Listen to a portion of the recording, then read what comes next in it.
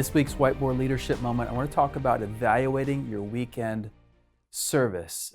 We talked about the walkthrough in a previous whiteboard, but that's before the service. Now, after the service, how can we reflect and celebrate what God has done? So in this meeting, we evaluate the service to celebrate and to improve. Typically, it's in the office or home. It's on Monday or Tuesday, so it's after the service.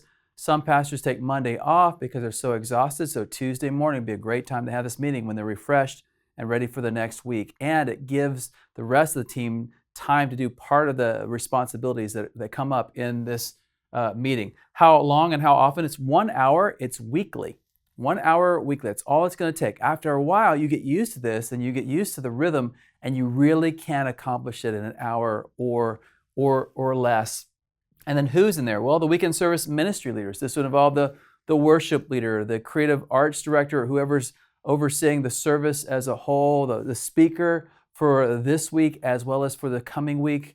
Those kind of people would be in the room. It's a small group. Typically, it's 4 to 5 people that would be in the room. And what to do? The first thing to do, take the first 15 minutes and just celebrate. Celebrate what God did. Talk about the stories of life change, the new people that showed up, the people that came up and gave you comments about what they appreciated about the service. It's so important to celebrate what God is doing.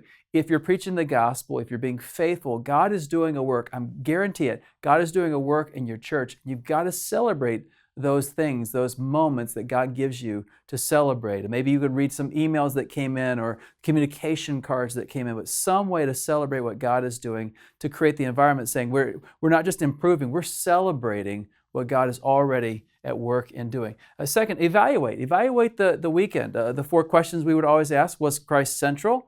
Were vision and values on display? Were people challenged to take a step? And the last one, were there any cringe moments? What needs to change? What can't happen? Here's what we found is we'd have these meetings and we would start talking about the same thing over and over again that needed to change.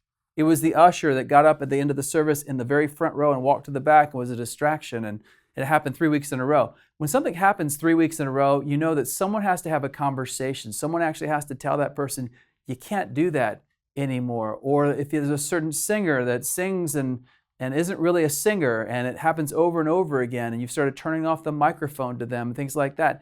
That's something that leadership has to step in and have the courage to have the hard conversation. You can be a worshiper without being a good singer, and it's two different things, but you have to make the evaluation and talk about those different elements. Make sure that the cringe factors are disappearing so you get better and better. You're focusing on authenticity and excellence in the life of your congregation. Then third, finalize the elements for the coming week. Make sure that you have the final elements that are there, and these are the things that we're going to do. You kind of walk through, and you're going to finalize the nuances, the small things that need to happen in order for you to move forward with next week's service and get prepared for the walkthrough that's going to happen on the weekend.